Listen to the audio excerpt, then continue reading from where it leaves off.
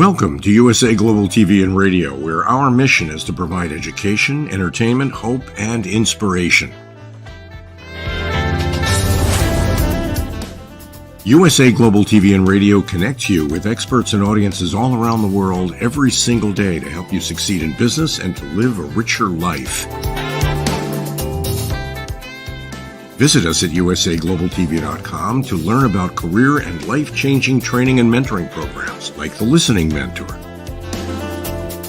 Subscribe to our newsletter to stay informed about our special programs and offers.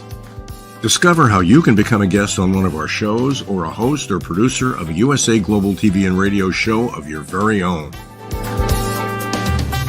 That's USA Global TV and Radio, where the doctor is always in.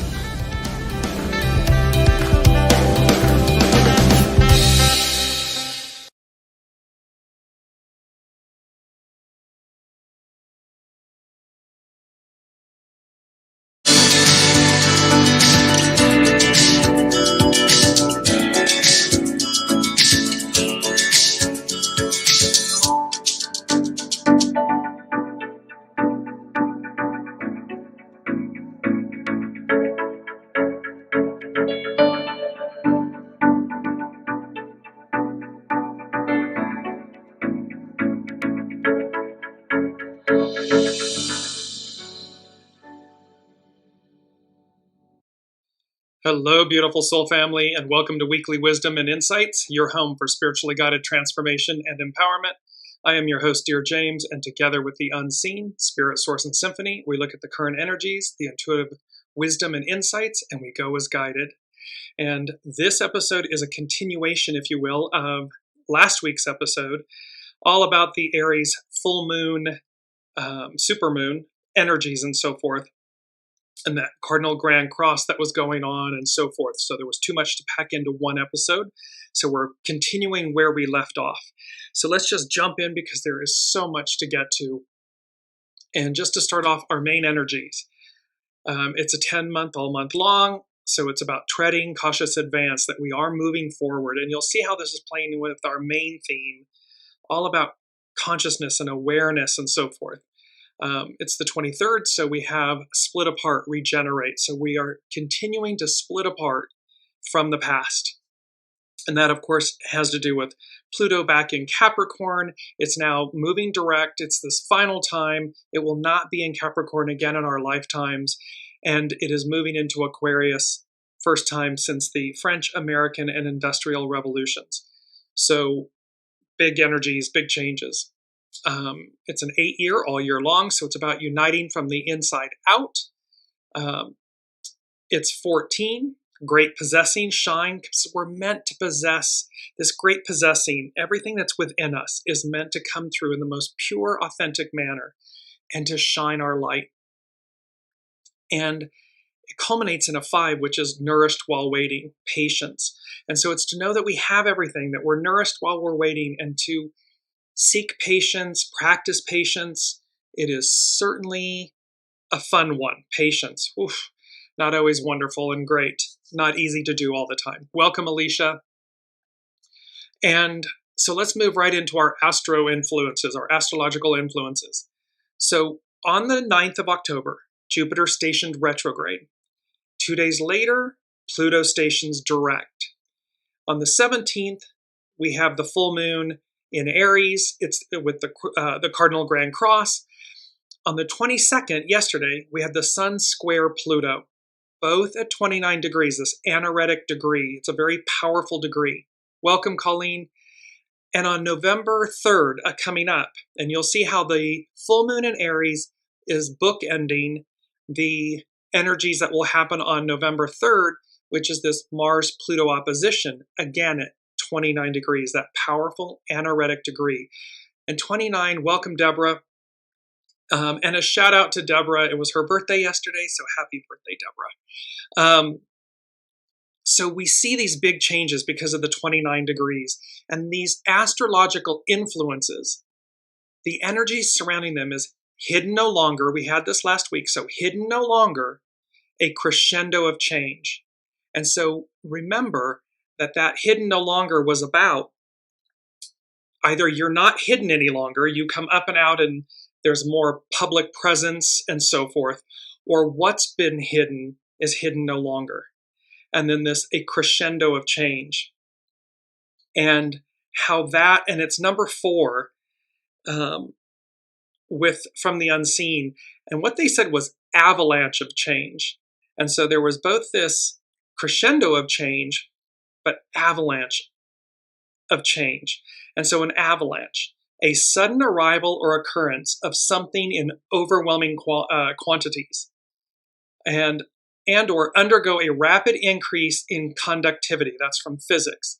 So we can see how this avalanche of change, in its 4, is the fact that it can literally be a sudden arrival or occurrence of something in overwhelming quantities, which can be positive, again, positive or negative, depending on how we're emitting, what we're putting out, and or this undergo a rapid increase in conductivity, electricity, magnetics, and so forth.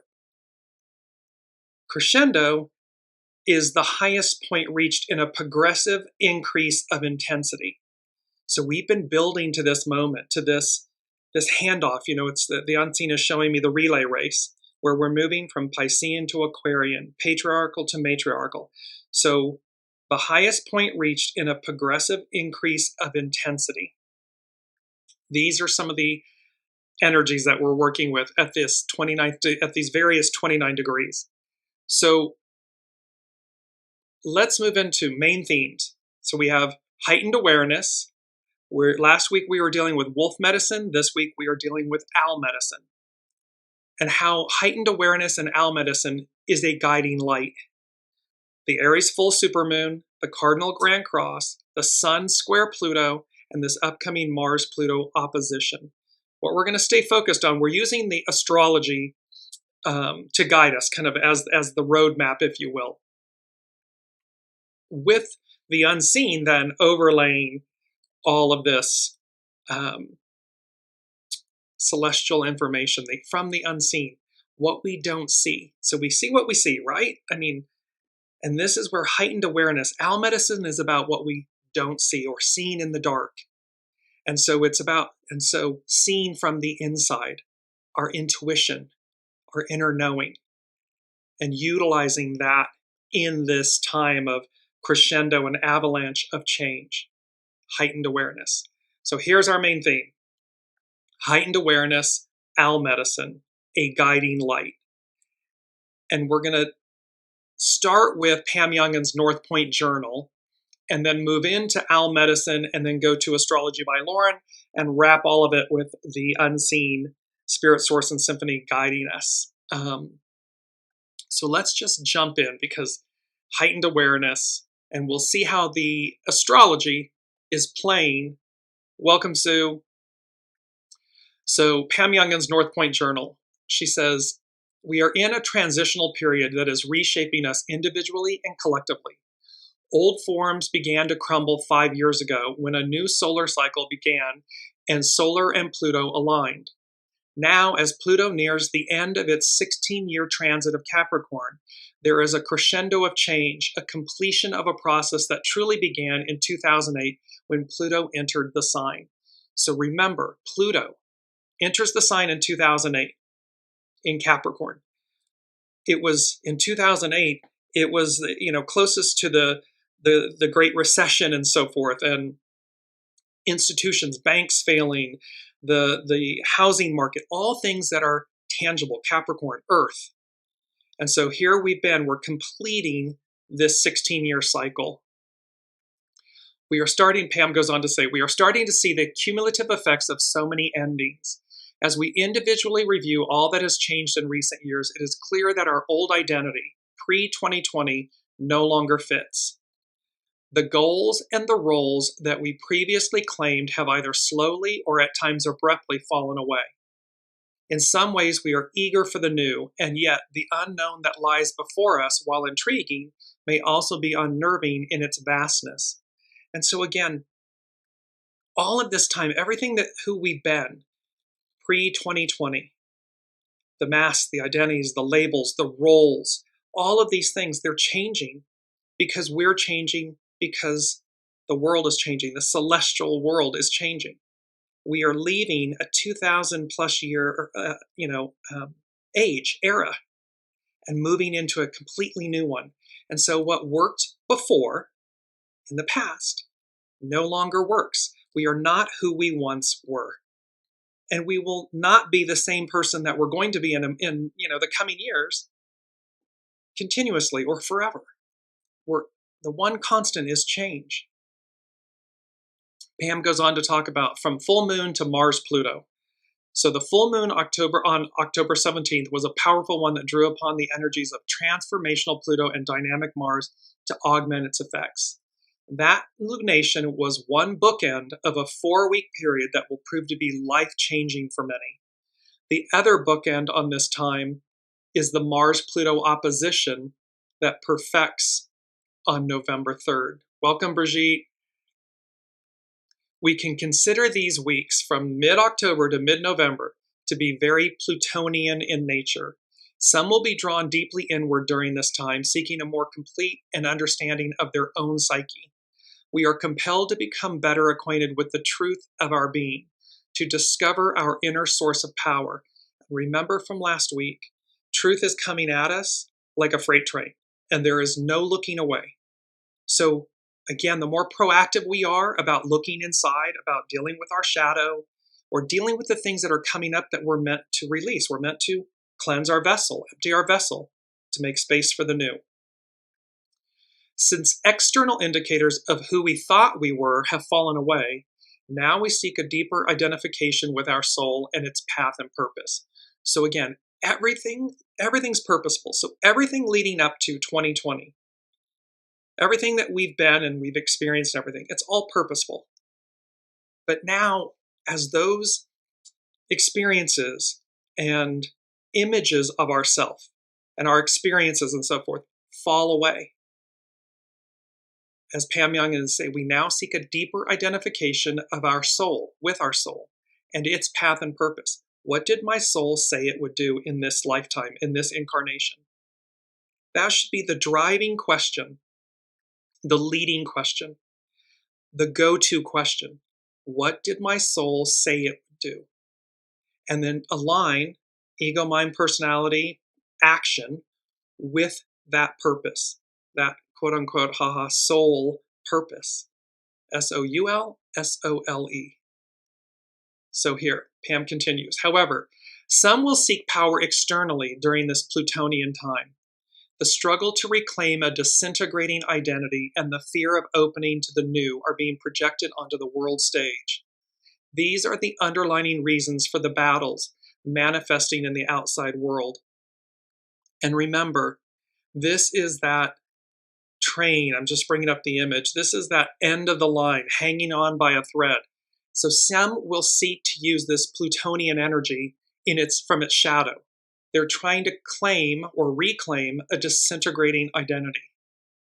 But that time has come and gone. We've been there, done that. And so it's the train that ends. It's the train that goes nowhere. That doesn't mean they won't try to use this Plutonian energy for that purpose, to that end. However, the positive, the higher octave of the Plutonian energy is to reveal the guck, the goo, what's been hidden from the light, to transmute it, transcend it, so that we advance, we evolve, and move forward. Pam Youngins continues, Sun in Scorpio. We are assisted in this process of self-discovery by the Sun's ingress into perceptive Scorpio this Tuesday. That was yesterday. Scorpio is a very complex and somewhat enigmatic sign. This is reflected in the fact that it is the only sign of the zodiac that has more than one animal symbol. All signs have both a higher vibrational and a lower frequency manifestation, and we are always given the choice of which end of the spectrum to embody. So we have a choice. Choose the higher octave. Choose to reach higher. Yes, it will require more of us per se until it doesn't, until it becomes second nature. With Scorpio, our options are clearly represented by its two main symbols, the scorpion and the eagle. Both of these creatures are powerful and intense, but each in a different way. The scorpion is known for its resilience and its capacity to defend itself. It lives in darkness, hiding under rocks or in burrows. Its virtues, when taken to an unhealthy extreme, manifest as being overly guarded, suspicious, manipulative, and vengeful.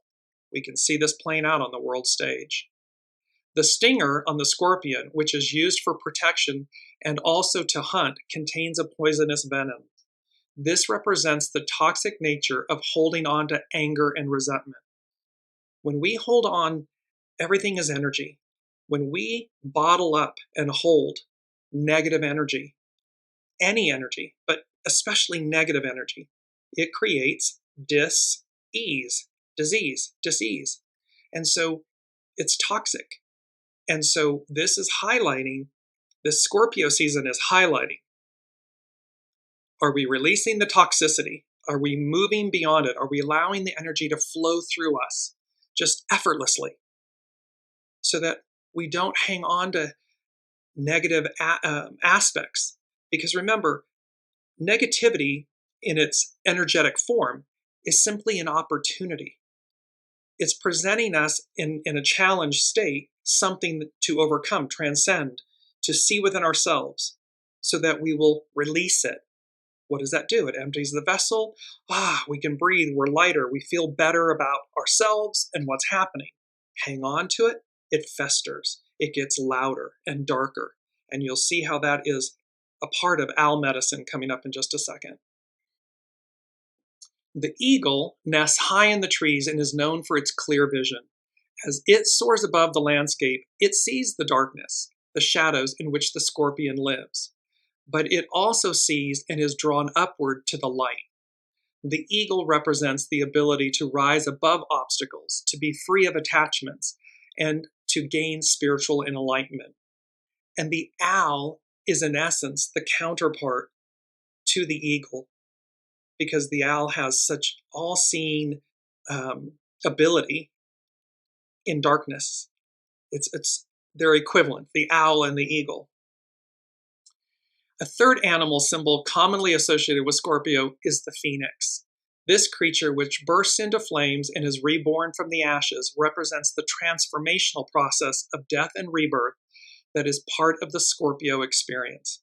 So as we end, and again, individually, so whether it's an individual person, a business, an institution, a government, us as a collective whole, this Scorpio season represents the death and rebirth of these shadow plutonian energies that are coming up to the light to be transmuted.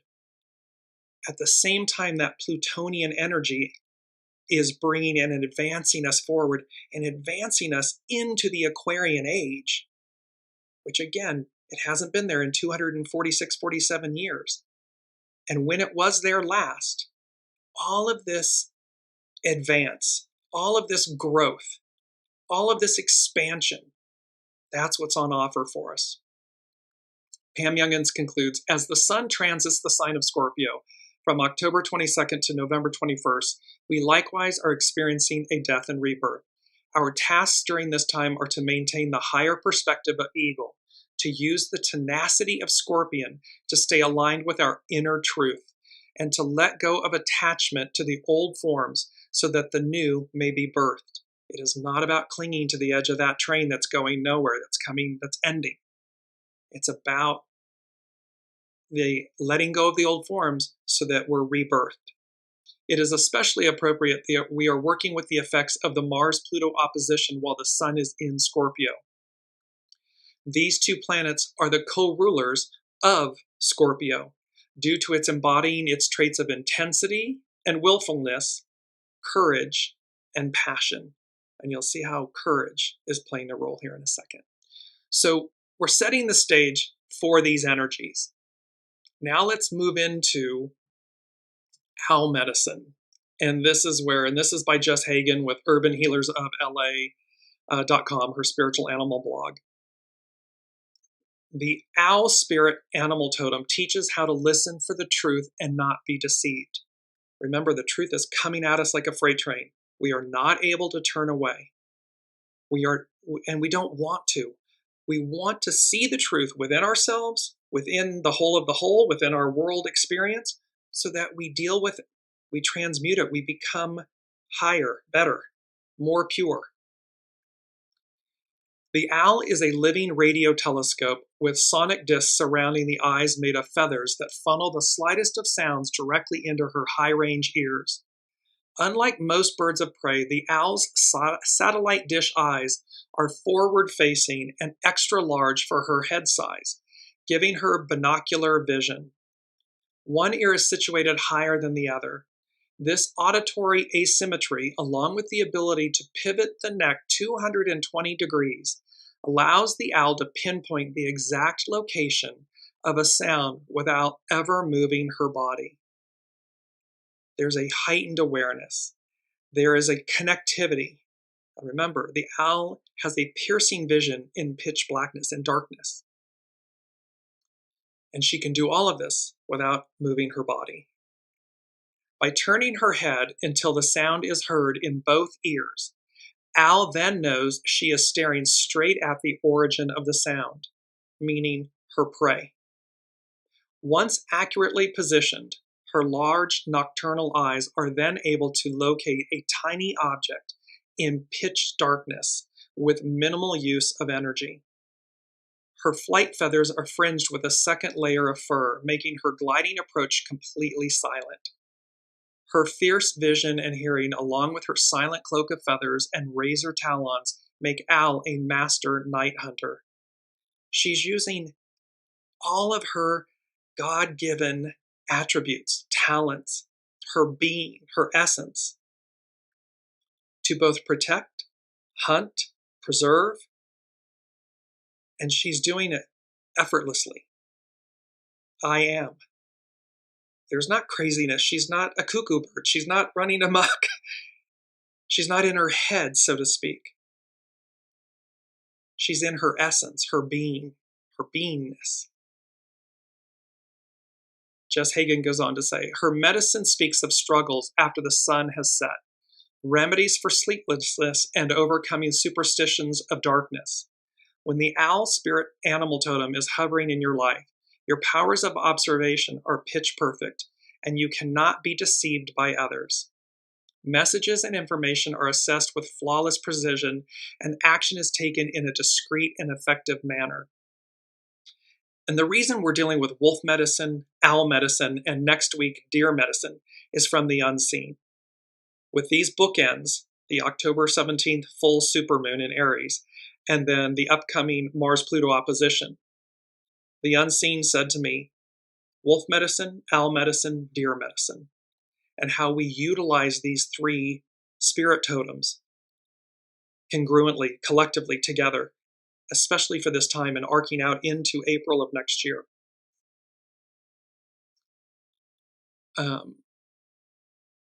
Owl medicine teaches how to identify and stop people who seek to take energy away from you. Owl knows that power is not ours to keep.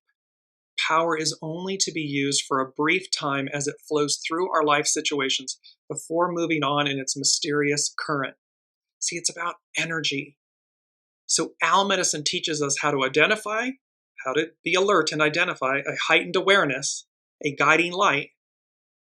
And yet she knows, owl medicine knows, that we are not to stop energy, to harness it in a negative or try to hold on to it, that it's not ours to do so. It is what moves through us. So when we allow the energy to consistently move through us, we're in harmony, we're in balance, we're healthy. Jess goes on to continue, the night medicine of owl has a powerful and conflicting grip on the human psyche, which whispers lessons of confronting fears and protecting personal power. The meaning of her symbol varies from culture to culture and has been immersed in superstition for centuries. Ancient Greek mythology found her to be wise. Ancient Hebrew mythology found her to be courageous. The Pawnee view the owl to be a symbol of protection, while the Ojibwa and Pueblo view her to symbolize death, this death and rebirth. But all the myths of owls speak of clairvoyance, astral projection, and magic. So it's talking about higher connectivity, our soul source connection, our intuition, and how we harness that magic, that channel, that connectivity to our greatest benefit. Magic is chemistry and physics beyond our human ability to explain via scientific method. Once a phenomenon is identified either with technology or math, it ceases to be considered magic and becomes common knowledge. So it's, in essence, the known versus the unknown, or the seen versus the unseen. The ability to locate and identify remote, elusive information is the medicine of this night bird. The notion that Al is an agent of misfortune or an ill omen is a fear-based superstition that should be questioned with Al's own rigorous medicine to tear away at limiting beliefs. There are no bad animals in nature. When we demonize or turn another living being into an enemy to be wary of, we are in fact cloaking our primal fears of instability. See, when we demonize our fellow human, do unto others as you would have done to you, we're doing it to ourselves. And what it's doing when we do that is masking or attempting to mask what's actually happening within ourselves. And so our instability, our fears. And so we demonize our fellow humans, or in her example with Al medicine, when we demonize animals. But all of us are pure. That is who we are at our center, at our beingness, is pure. Jess goes on to say, instability is the truest nature of all things, as all things fall apart. Acknowledging our fear of being attacked allows us to, like Al, pinpoint and handle any potential threat with effortless accuracy. It's about piercing the illusion. It's about seeing through what's on the surface and realizing that somewhere in there, fear, instability, change is playing a message, a loud message for us, certainly in this moment. We must let the demons of our fears in so that we can connect with the God beyond them. That is such a powerful statement. We must let the demons of our fears in so that we can connect with the God beyond them. It's about piercing the illusion. It's about moving through the fear, the anxiety, the instability, the change, so that we walk through the fire, the phoenix, we walk through the fire to get to the other side, to see what's really truly on offer. And when we do that, we will always see that something greater, more pure, better, higher, deeper is on offer when we do that. If we try to hide from the rather inconvenient voice of tears, rage, and pain that swell up from within us, those very voices will swoop down, godlike, and consume us, forcing inevitable communion. It's when we allow that shadow energy to immobilize us, when we stay in dis-ease, when we double and triple and quadruple down on it, it amplifies, it magnifies, it grows. But when we simply, I see you, it neutralizes. It's okay. It's okay, ego, mind, personality. It's okay. Okay, soul, what did my soul say it would do? What is this really? And we get to the God beyond. We get to the purity. We get to the light, purity of it. Seemingly unfounded attacks of emotions are in truth an opportunity to evolve out of our limited understanding of self that keeps us afraid. Owls, I love this part, this is very interesting. Owls consume their prey whole, bones, fur, and all.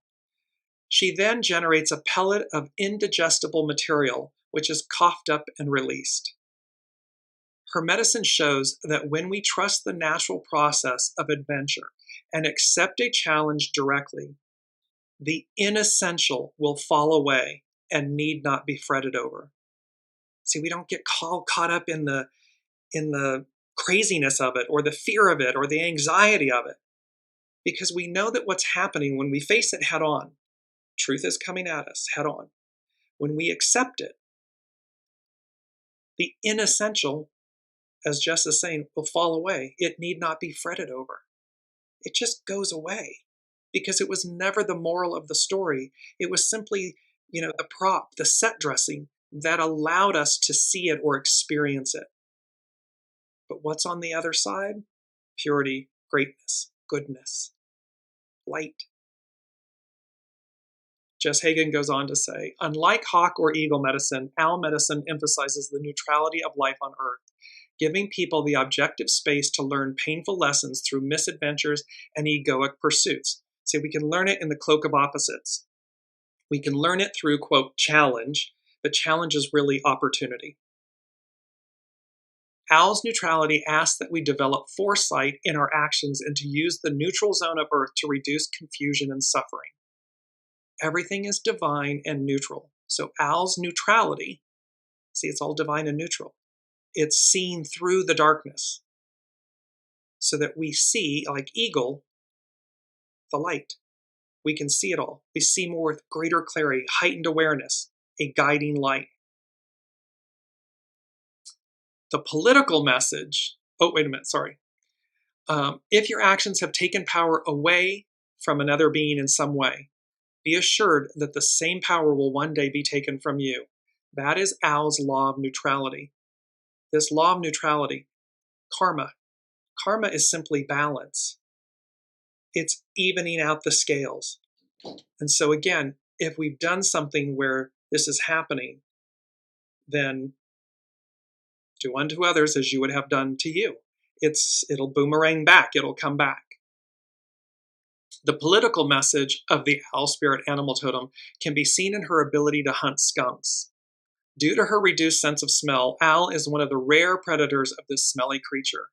Skunk medicine, when out of balance, often involves a lot of unnecessary hype and posturing, which owl sees right through. Her medicine reminds you to be ever aware of people who wish to trick you and use you as a resource for personal gain. We are seeing this playing out on the world stage. Multiple world leaders, institutions, and so forth, looking to present unnecessary hype and posturing because they want to use you for personal gain. So we can see this in the greater whole of the whole, and we can experience it on our individual relationships and so forth. But the owl sees right through it. Owl medicine perceives any attempts at deception with a hunter's vigilance. If out of balance, owl is asking you what it is you have allowed yourself to be deceived by and why. It will always be an inside job. It's number 8, unite. We are, and 23, splitting apart. So when we're being deceived, it's because we're allowing it. We're not listening to our soul source connection, our inner knowing. And so when we're out of balance, owl medicine is asking us why are we allowing ourselves to be deceived? And this is part of the truth that's coming at us that we can't turn away from. Use your common sense to home in on the ill intent that someone may have aimed at you. Addressing manipulation head on rather than living in shy tolerance of abuse will not only heal you, but it will also heal the world. As Al reminds us, we are not part of the world, we are the world. We are as inseparable from our environment as Al is to her feathers. Whatever you accomplish, the world accomplishes, because we're all one, united. So again, as everything's energy, everything that ripples out is reverberating. It's constantly in motion. Our first responsibility is to dissolve the feelings of fear and separation within our inner life, which compel us to attack our environment, an external aspect of our own self. We must pierce through the illusion. When we pierce through the illusion, we see what's operating or happening within ourselves, and then we don't attack our neighbors. We don't attack our fellow humans, because ultimately what we're frightened of or fearing is within us. It's not them. It's a story, a script, a label, an identity, an experience that we're clinging to and hanging on to. We're not transcending it. And thus we get stuck in dis-ease. And it breaks down the harmony of the energy flowing and the reciprocity of purity and goodness coming back to us. It breaks down. Addressing our personal inner state will change outward reality. Owl's eyes burn bright yellow in the night, bringing the light of day into the dark of night. There is even, in the darkest of hours, a way to listen and locate the tiny stirrings of movement that will lead us out of any impasse. So this is the power of owl medicine, and it reminds me of the Two of Swords in the tarot. And the Two of Swords, there's a woman depicted on the card. She's facing away from the water. The water is emotion, inner knowing, intuitiveness. There's the crescent moon. She's blindfolded, and she has two swords that are crisscrossed before her. The meaning of the Two of Swords is that we must go inwardly. Like the owl, we must use the senses, our internal knowing, our soul source connection, to discern fact, truth, so that we know which direction to go. Because again, it's about heightened awareness. It's about clarity. It's owl medicine, a guiding light. And number one from the unseen this week is the importance of being earnest. And of course, this is a play, very famous play from Oscar Wilde, that premiered at the St. James Theatre in London on Valentine's Day, Love. But earnest means showing sincere and intense conviction. In order to do that, in order for it to not be false, we must close our eyes and go within to discern the truth, not a truth, and certainly not, it's our key word this week, ignorance. It is not about using and utilizing ignorance. Ignorance, lack of knowledge, education, information, understanding, or awareness. Destitute of knowledge. One could say destitute of wisdom. So owl medicine is the antithesis of ignorance.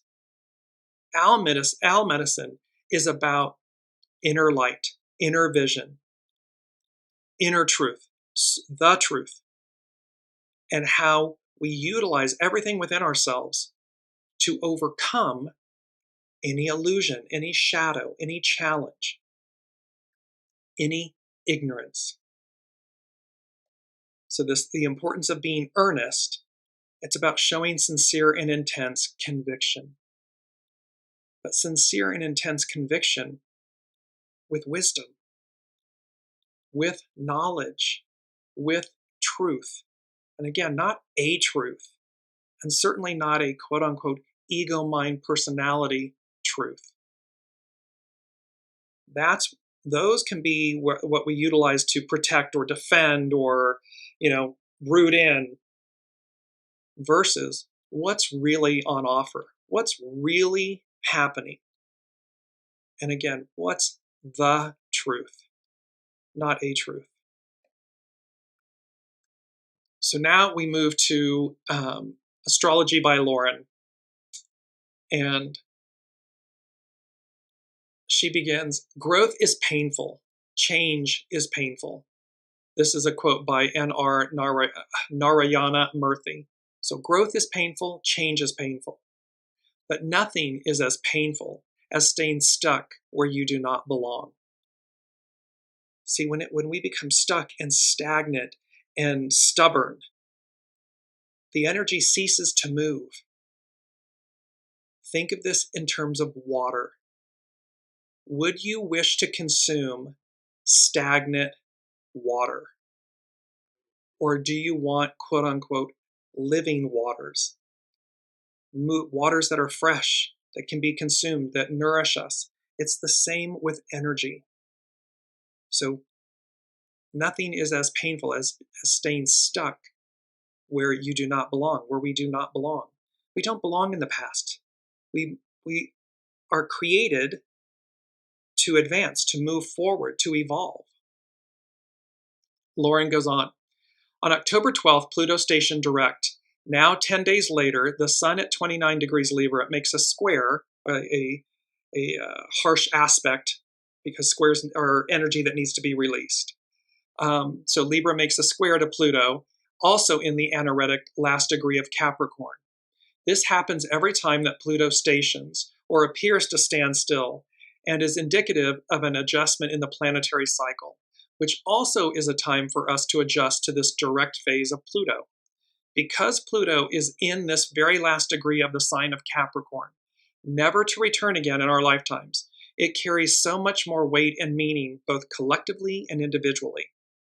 So again, dig deep, look into your individual lives and at the world stage to see where are we being shaken loose? Where is who we were before?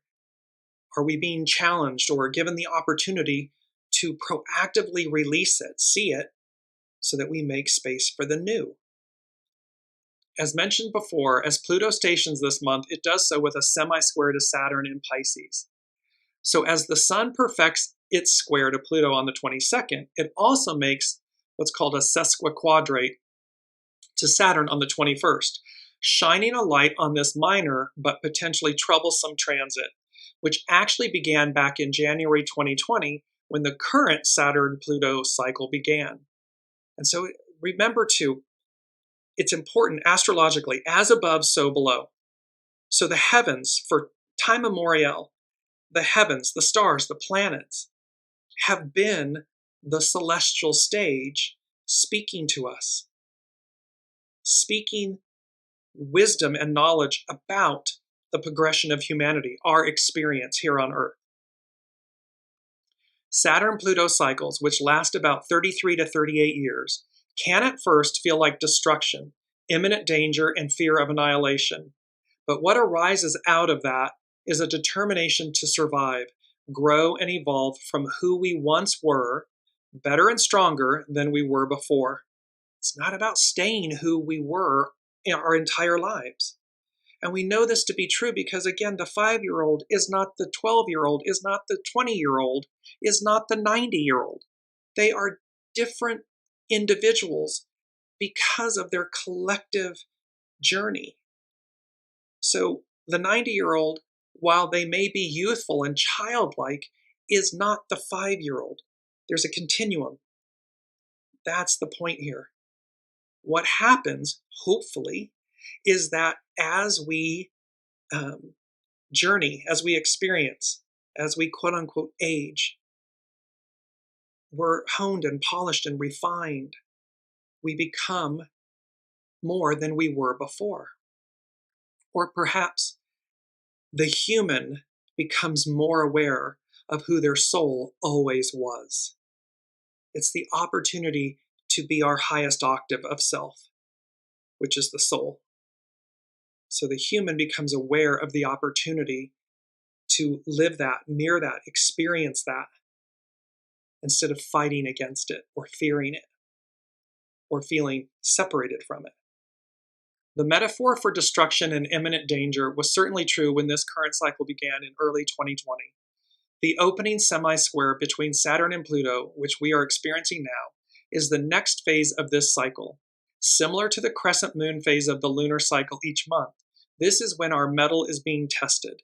In truth, it can seem with Saturn-Pluto aspects that what doesn't kill us will make us stronger. And that, of course, instantly had me, it's a Kelly Clarkson song, Stronger. What doesn't kill you makes you stronger. It invoked that.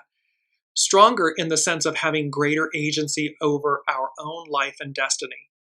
Heightened awareness. The only way to have a greater agency over our own life and destiny is to have a heightened awareness, a guiding light, owl medicine, wolf medicine. Which wolf am I feeding?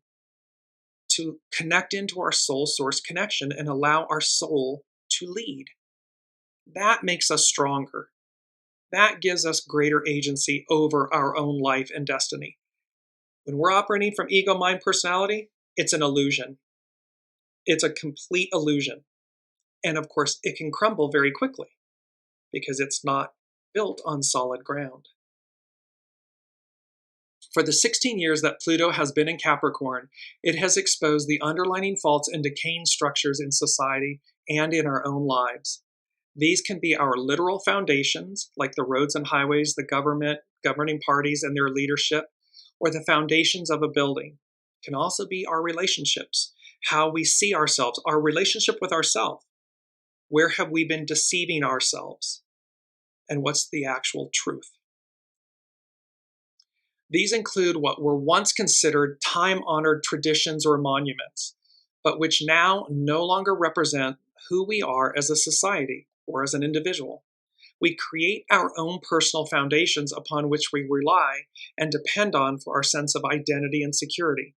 The labels, the identities, the masks, the scripts, the stories we tell ourselves to feel stable. But what if all of that is an illusion? And it's not what if. It is an illusion. So the more important moral and point is, who are you without all of that?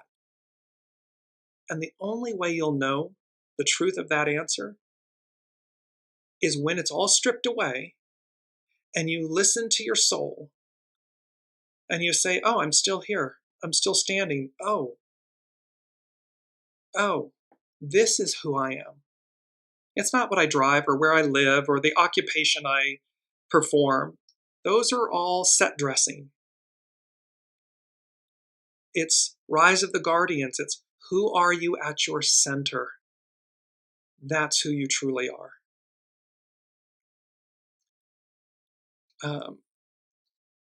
They may have served, so these identities and so forth, they may have served a purpose at one time. Everything's purposeful. But when these become outmoded or irrelevant, or even decadent, it's time to create new and improved structures, systems, and foundations that are more sustainable and that allow us to continue to grow and evolve. Easiest example of this is relationships. When two people are in relation, and this can apply again with leadership and businesses and so forth, when we continue to grow with one another, when we continue to choose to grow with one another, life continues to flourish and unfold. When we don't, when we're stuck, when we're stubborn, when we're saying we're never going to change, things die. It's just it's that simple. Jess goes on to say, it takes tremendous effort to change old habits and transform your life. This may even include a little pain and discomfort, but this process of change and transformation within our systems and structures of our lives is nothing less than the alchemical process of transforming lead into gold, rebuilding, rehabilitating, and rebirthing.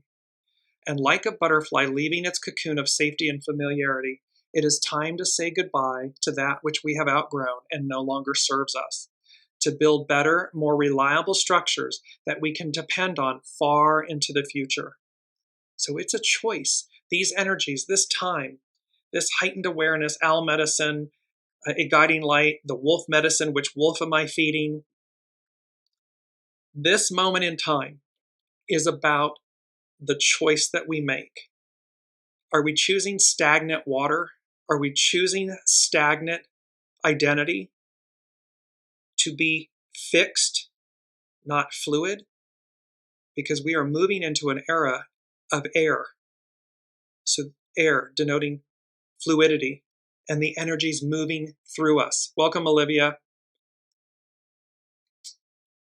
Lauren goes on to say, what we are being asked to do with the semi-square is to move through the discomfort, the doubt, the futile sense of impossibility, the attachment to a past that is no longer valid. And what's the definition of suffering? Attachment.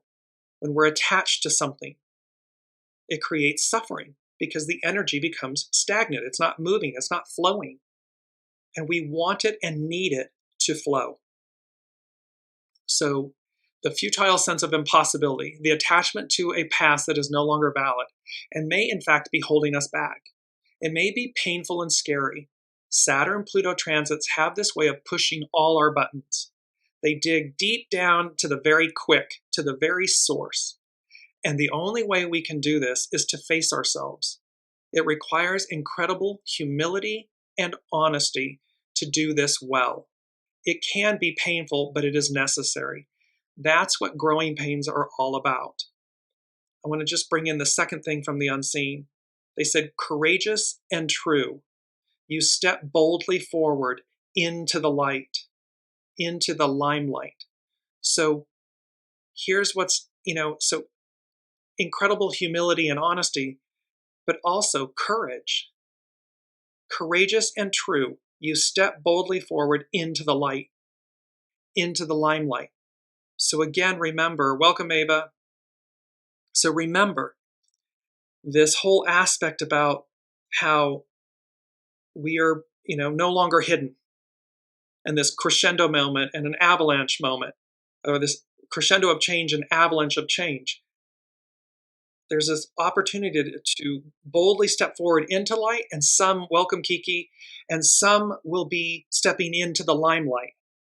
So stepping up, stepping out, stepping into the light is on offer. Astrology by Lauren, she concludes, one of the things that will become progressively more obvious after Pluto enters Aquarius in November is that we are being asked to not look back at what once was, but to gird our loins and to look forward with a world of possibility and what can be. So yes, can it be challenging? Can it be scary? Yes. And so, this kind of but it's to not look back. It's to look forward. So as Astrology by Lauren, she's saying, gird your loins, but look forward to the world of possibility of what can be. Be proactive. Do it with open arms. Allow the butterflies and the nervous energy, but proceed. Do it. Do it anyways because you know it to be correct, true, and right for you. We are in the process of closing out an era while giving birth to another. And she closes with a quote from Alexander Graham Bell. When one door closes, another opens. But we often look so long and so regretfully upon the closed door that we do not see the new one opened before us. And they're showing me the image of where we stand in, it's a prison, it's a prison cell, and the bars and where we're standing inside of it, and yet the door is completely wide open. So do not fear stepping beyond the prison that we have created for ourselves individually and collectively. Just because it's the Israelites, when they were led out of Egypt, and at some point, and God didn't guide them in a direct manner, in a direct route. He, she, they, the all that is, guided them in a zigzagging route to test their sincerity, their determination, their hope, their promise. And at one point, some of them did say, quote, we were better off with Pharaoh because it was enslaved. It's the beast I know. It's the prison I know. But that doesn't mean that it's the right or best thing for us. Just because it's the beast we know doesn't mean it's the beast we should continue with. And the beast, again, is an opportunity to see ourselves and transcend ourselves. Allow the energy to move through you, the force to move through you. Owl medicine. I want to go to our two quotes, and it's from hexagram 14, which is great possessing, shine. And this is from Carrie Hone at cafeosoul.com. Great possessing is formed when fire moves over heaven. The idea of mental clarity, owl medicine, heightened awareness. So mental clarity, or the sun in the sky, shows its auspiciousness in describing your current condition. It looks like a dumpster fire on the world stage, And yet, what the unseen is guiding us to realize, to see, is this auspiciousness in describing our current condition. It's not doom and gloom unless we see it that way, unless we participate in that. But what's really on offer is this auspiciousness in advancing, in moving forward, in stepping out of the cell, out of the prison cell, out of the past. The sun sustains life, and when we rise like the sun, we need only activate our hidden powers of expansion. Like the sun, by simply being, we set off a chain reaction of abundance. Obstacles disappear because of the hidden influence of breakthrough. We cultivate the seeds planted in the dark of winter that break through the soil of difficulty and emerge stronger and wiser. This is great possessing. Perhaps we learn to play the guest of life and not strive so much to fight against what can never be. Where the underlying cause of union was a time of joining and partnerships, great possessing is a time when our star shines, or our sun is rising as an individual. Courageous and true, you step boldly forward into the light, into the limelight. So whether it's the light or the limelight for us individually, collectively, businesses, nations, and so forth, whole of the whole, that's up to us. We choose it. We participate. Life has offered us its greatest gift, the power to shine with an inner certainty that need not be defended. Strength and clarity unite, and you can move forward in the knowledge that grace is your teacher, and power is merely aligning your will with the way. Remember, power, energy. Allow the currency of the unseen to move through you, to align you, to empower you, to expand you, and to diminish and erode darkness, fear, shadow. Because again, we'll pierce the illusion. It's an illusion. It's still, the shadow is still an energy, a cloak of opposite. So it's coming in a form that might be more intense or heightened, so that we'll not buy into the fear, but we'll harness the energy of fear to transcend, to leap forward. Colleen is saying, I'm still so stressed out. And Kiki is saying, I feel like the age of Aquarius will suit me. So, and how interesting, these kind of two polarities, if you will. There is a lot of concern on the world stage. There's a lot of energy at this moment. There's a lot of anxiety, trepidation, fear of where it's all going. But remember, great possessing, shine, there's auspiciousness available to us. And so stay focused. Don't buy into the fear. Stay focused on the advance. Stay focused on the heightened awareness, the higher energy, the higher octave. Eagle, not scorpion. Phoenix, owl medicine, wolf medicine. Which wolf am I feeding? The one that wins is the one I feed. The message, Carrie Hung goes on to say, the message can be about wealth, success, or just a sense of knowing you have arrived. And see, there's this sense of knowing we've arrived. We have arrived. God, are we in the thick of it? Yes. And it's painful and it's scary, but it's only because it's the illusion of clinging to something that was versus embracing what is. And so, and again, we're moving forward. Pluto is moving forward. It's advancing into Aquarius. And the Mars-Pluto square, the Sun squaring Pluto, all at the anaretic 29th degree, denoting endings and beginnings. Our first quote, the character is firm, strong, ordered, and clear. The image of possession in great measure. So when we're firm, when our character is strong, we're standing on a solid foundation.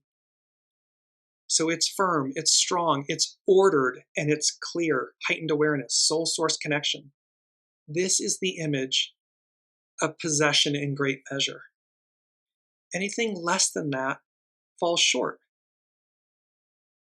Great possessing is the image of an inexhaustible source of energy that is available when you open yourself to nature's drive toward excellence. This is our second quote. The master said, "Do not play the host, but become the guest." When you can transcend your need for control, you can become the recipient of the subtle treasures that life has in store for you. And this beautiful image of, in essence, like the adult hand, it's like the hand of God touching the infant downward, and the light, that the energy and the expansion, this inexhaustible source of energy that's available to us when we connect into it, when we don't buy into the illusion, a lesser energy, if you will. Number 3 from the unseen. With all of this said, I heard, it's a Whitney Houston song, and I heard the lyrics, "Heaven, hear me now." And then the song is, "I look to you." So with this quote that we just had, this inexhaustible source of energy, the unseen, it's number 3, it's representing the Trinity, heaven, hear me now. And so it's like, listen to your soul, align with your soul source connection. Heaven, hear me now. I look to you. And there was something about this, Whitney Houston, the etymology, Whitney means by or from the White Island. White meaning pure. Houston means Hugh's town. The etymology of Hugh means heart, mind, spirit. So we're looking at this, heaven, hear me now, I look to you. It's going to require the purity of our being. It's going to require the purity of our heart, mind, and spirit, aligning, coming into unity, to advance. Again, a simple analogy. Anyone, imagine that we're driving cars on roadways and freeways and so forth in reverse. Can you imagine the chaos, the pile-ups? We don't go through life in reverse.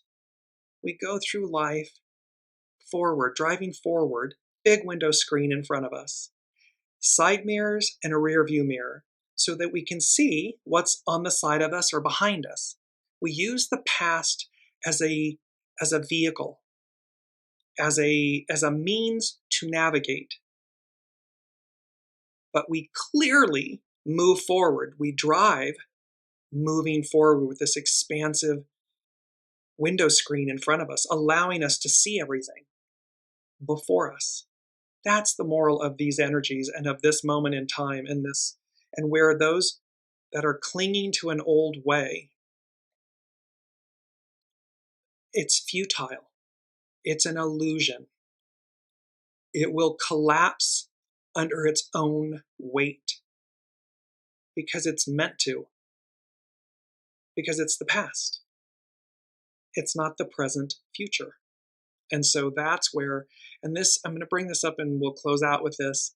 It's this beautiful image of 555, as if you're looking on a clock, a digital clock, 555.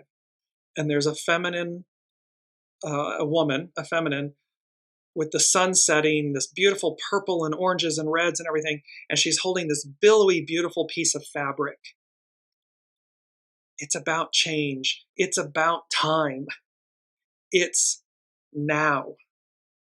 It is this moment in time. And that is where we are heading. And we close with number 5. See, 5, number 5 from the unseen. And it was one profound, pure, simple word. Peace.